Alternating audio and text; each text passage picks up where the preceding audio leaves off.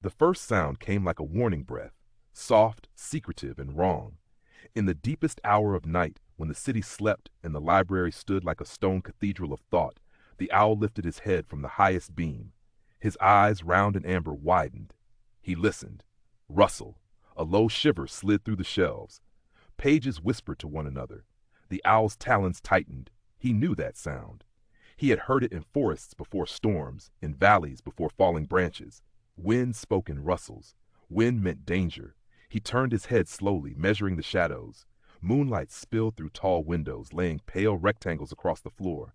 Thousands of books stood in rigid ranks below him, silent, unmoving, watchful. Then again. Rustle, flip, a breath of paper. The owl's heart quickened. Wind was sneaking in. The walls must have cracked. The windows would burst. Shelves would fall. Knowledge would scatter like leaves.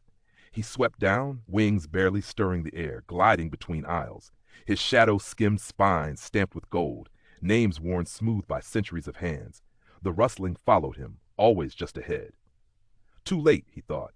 The warning has come. He hooted once, a low, urgent note, hoping the walls might listen. The sound grew louder near the central reading hall. The owl perched atop a globe, feathers fluffed, bracing for impact. His mind raced with images of collapsing wood, torn pages, history undone. Rustle, but nothing broke. No wind rushed in, no shelves trembled. Instead, a single page turned itself. The owl froze. He leaned closer. The air was still, perfectly still. The moonlight hadn't shifted. The dust motes hung unmoving, as if suspended in time. Another page turned, slow, gentle, intentional. The owl's fear faltered, replaced by something unfamiliar, uncertainty.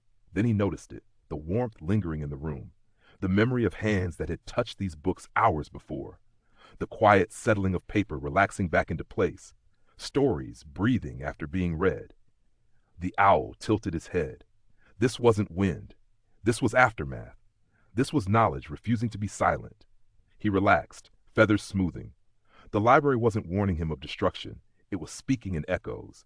Every rustle was a thought finishing its sentence. Every page turn was a mind still awake somewhere in the dark. The owl climbed back to his beam, no longer afraid. From there he listened again, but differently now. Not for danger, but for meaning.